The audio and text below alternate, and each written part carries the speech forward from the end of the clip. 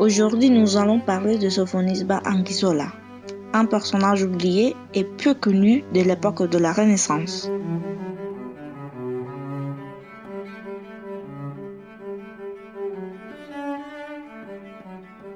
Il était une fois à Crémone en Italie qu'une petite fille est née avec le destin de devenir peintre, la première fille d'une grande et noble famille.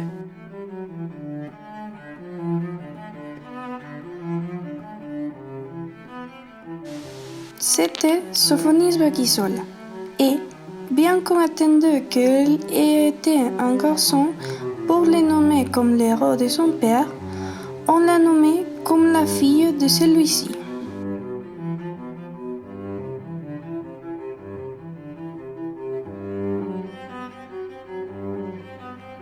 Son père, Amilcar, qui était le sénateur de la ville, et sa mère, Bianca, voulaient que ses enfants étudièrent le latin, la musique et la peinture.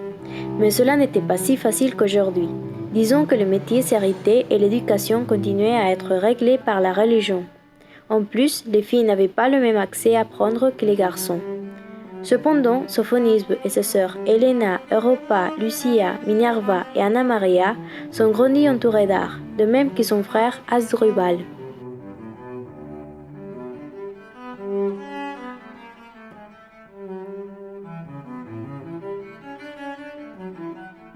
Nous savons déjà que Sophonisbe et ses sœurs ont pu étudier, mais comment était l'éducation à cette époque-là? À accès facile? Ou est-ce qu'il y avait une influence de la position sociale pour devenir artiste? À la Renaissance, l'art va changer beaucoup.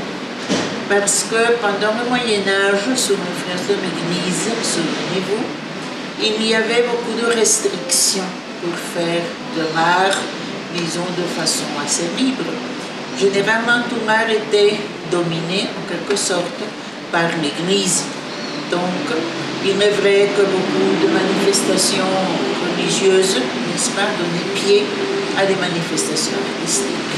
Donc, il est vrai qu'à la Renaissance, lorsqu'on va revenir sur un peu au goût de ma culture gréco-latine, c'est-à-dire de ma culture classique ancienne, donc l'art va être complètement différent et il y aura une révolution dans l'art du XVIe siècle.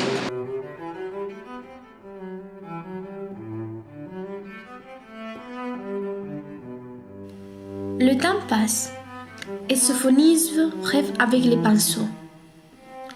Mais comme son père n'était pas peintre et, en plus, elle était une fille, elle n'avait pas le droit de s'initier aux grandes écoles ni d'étudier l'anatomie. Toutefois, Amilcar a réussi à la faire apprendre à l'atelier du célèbre portraitiste Bernardino Campi pendant 3 ans, puis avec Bernardino Gatti. Son rêve s'est fait réel. Le fait d'apprendre avec artistes locaux a été clé pour que le genre féminin puisse être accepté dans l'art.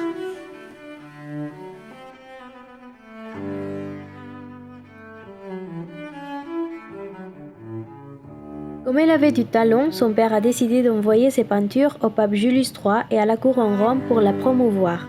Et comme si c'était du commérage, les tableaux sont arrivés jusqu'à Michel-Ange.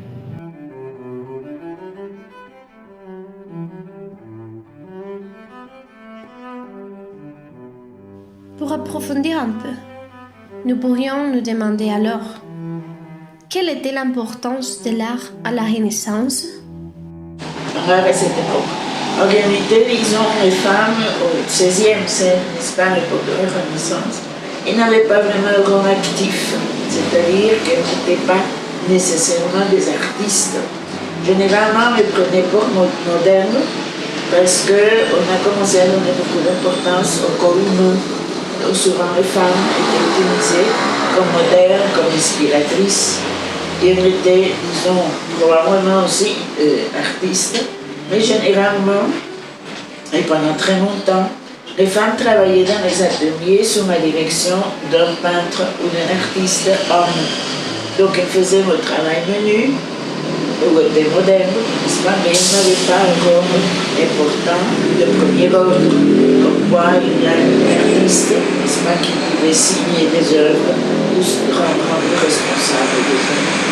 au XVIIe siècle, un siècle un peu plus tard, même un écrivain femme qui va écrire des romans au XVIIe, elle devra demander l'aide d'un ami pour qu'il signe à sa place, parce qu'elle ne pouvait pas signer le livre. Donc, on peut supposer que la femme avait un rôle actif, mais qu'elle ne figurait pas, qu'elle ne pouvait pas signer et se rendre responsable pour les signer.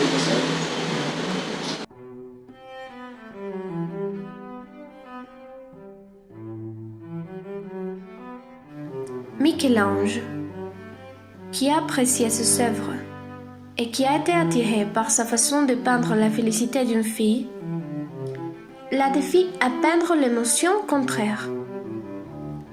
Elle peint le vin bien mordu par une écrevisse et réussit le défi.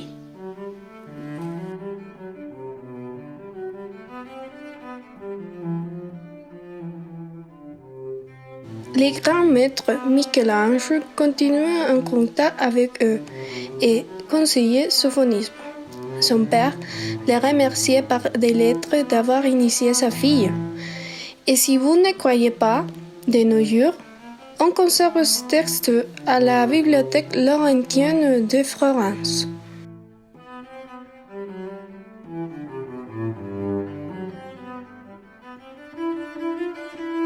Sophonisme est en train d'accomplir son rêve. Elle se spécialise en portrait, mais elle n'était pas libre. Pour lui commander un travail, les gens devaient s'adresser à son père, à cause de sa position sociale.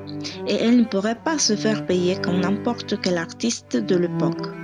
Tout devait se réaliser discrètement et sous l'influence et l'interférence de son père. Elle recevait son profit à manière de cadeau.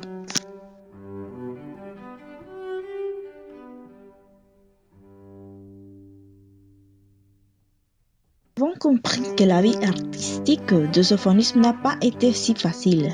Donc, quels étaient les obstacles pour une femme qui voulait devenir artiste? Mais il me semble qu'il y a toujours eu une position sociale importante pour les artistes. Et disons que l'artiste qui était artiste, c'était parce qu'il avait ou elle avait un passé. Le passé était beaucoup plus facile pour eux, notamment en imaginant que leur situation économique, sociale était beaucoup plus favorable et devenir apprenti, c'était beaucoup plus facile pour eux parce qu'ils avaient déjà ce passé les études qu'ils avaient fait auparavant, leurs parents. Donc pour un artiste, c'était beaucoup plus facile grâce au passé qu'il avait vécu auparavant. Il est vrai que, disons, au niveau social, si on imagine qu'aujourd'hui, si on veut faire la comparaison, on a encore des difficultés pour devenir artiste ou professionnel. Il faut imaginer qu'il y a 400, 500 ans, c'était encore plus difficile. Donc il faut imaginer que la situation n'a guère changé, en fait. Donc même s'il y a des cas exceptionnels dans lesquels on peut imaginer des personnes qui ont pu devenir artiste ou écrivain ou peintre, mais la situation c'est que, disons, la tendance est toujours la même. C'est toujours quelqu'un qui allait chez l'atelier de quelqu'un, c'était son père qui était avant artiste et qui pouvait devenir artiste beaucoup plus facilement grâce aux influences de ses aïeuls, par exemple. Donc en conséquence, il me semble que les artistes avaient beaucoup plus de pouvoir grâce à leur passé.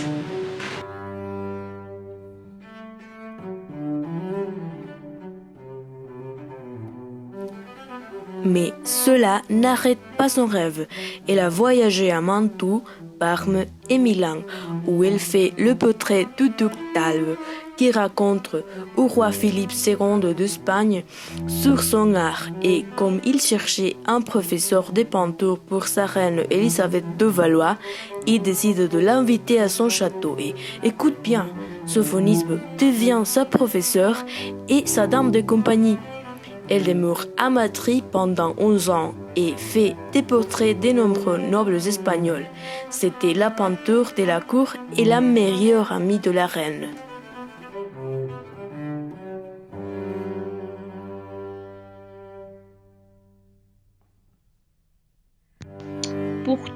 Il arrive qu'Élisabeth de Valois est morte et qu'en sophonisme, qu'à 38 ans, continue à vivre à la cour de Philippe II.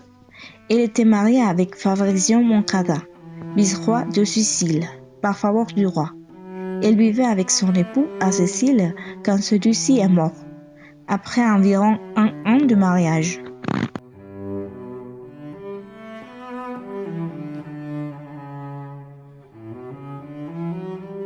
Étant veuve, elle décide de partir en voyage et quand elle était en Pise, elle a décidé de se marier avec un capitaine chinois, Horacio Lomellini, contre l'avis de sa famille.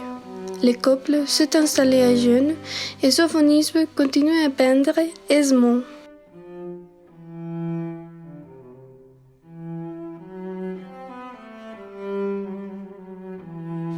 Là-bas, elle est devenue largement reconnue parmi les artistes de l'époque, au point qu'elle reçoit des artistes pour les aider à s'en sortir, soit avec des conseils ou avec l'argent, avec d'autant plus de générosité que ses propres capacités visuelles s'amenuisent.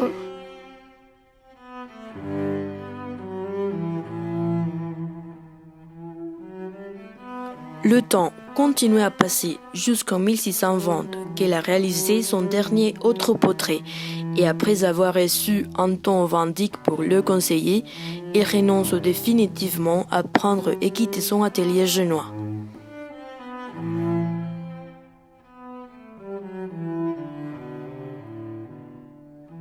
Finalement, notre artiste est retourné en Sicile et est morte en 1625, à Palerme, avec 93 ans, en faisant de son rêve une réalité et une inspiration, tant pour les filles de son époque comme pour celles de la nôtre.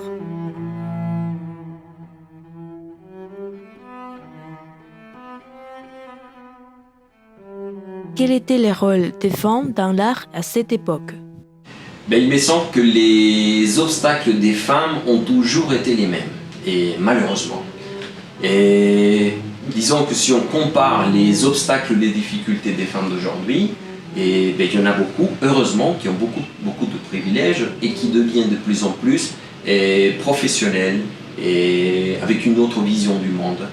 Mais il faut imaginer que les femmes à l'époque avaient peut-être les mêmes difficultés qu'aujourd'hui, notamment la misère, les difficultés économiques, l'indifférence des hommes, et disons qu'il y avait aussi cette méfiance. On pensait que les femmes n'avaient pas le pouvoir d'exercer certains rôles, notamment dans la politique, dans l'art, et on pensait plutôt à une femme muse, ou une femme avec laquelle on pouvait compter, mais toujours en imaginant qu'il y avait un rôle de pouvoir, notamment des hommes. Ça a toujours existé, il me semble que ça n'a pas changé, et heureusement ça commence à changer. Mais si j'imagine la situation de la femme à l'époque, c'est toujours la même chose. Ça n'a pas beaucoup changé, mais il faut imaginer qu'à partir de certaines peintures, notamment de l'art flamand, on peut imaginer la femme au foyer, c'est l'une des manifestations. Et on imagine aussi, encore une fois, la femme religieuse, la femme modèle, on imagine la Vierge Marie. Donc finalement, on a la femme, maman, femme au foyer, vierge, et cette vision du monde, même aujourd'hui, ça nécessite un changement radical de la perspective, notamment de nous en tant qu'hommes, et de la société, disons, un peu plus ouverte.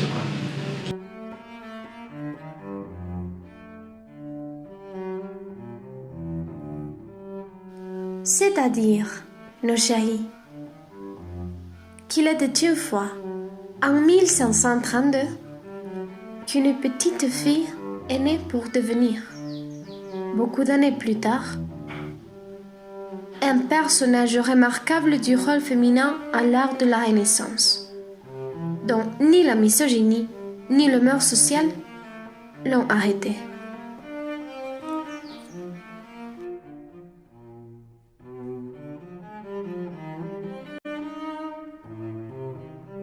Imaginez-vous si on avait donné plus d'opportunités à l'art féminin, comment cela aurait eu un impact dans l'histoire?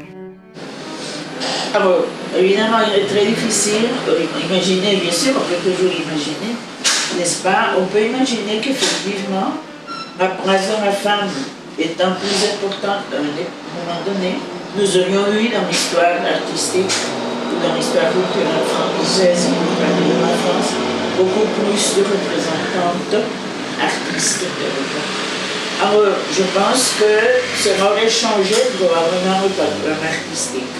Mais pourquoi? Parce qu'on sait que la femme était capable, elle est capable de faire des choses. Le problème, c'est qu'elle n'était pas acceptée, disons, dans certains milieux. On n'acceptait pas, comme je vous dis, les œuvres individuelles. Mais en général, la capacité de la femme n'a jamais été mise en doute, n'est-ce pas? Donc, de ce point de vue-là, on peut penser que c'est dommage, n'est-ce pas? Que probablement, si on avait permis aux femmes d'avoir la même, disons, indépendance, disons, pour créer des choses, pour fabriquer, disons, des choses, d'œuvres d'art, probablement l'histoire artistique aurait été différente. On le sait un peu parce qu'on peut déduire cela par rapport à des siècles postérieurs.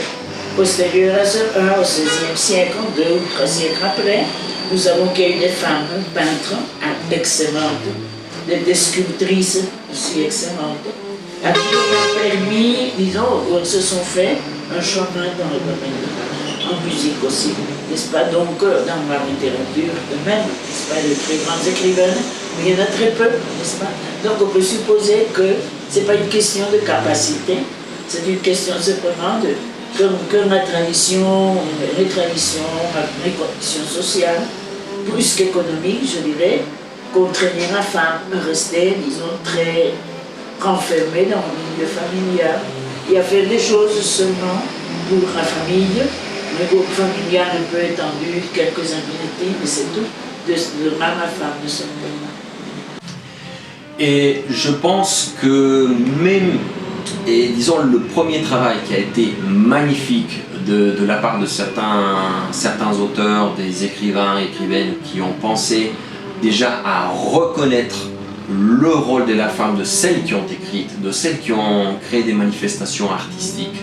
Ça, c'est le premier pas et qui me semble très bien, reconnaître qu'il y a eu dans toute l'histoire de la société des femmes qui ont eu un rôle prépondérant, et non seulement en tant que représentante d'une peinture, comme la Vénus, mais il y a aussi des femmes qui ont créé des textes littéraires, de la peinture et des œuvres d'art magnifiques.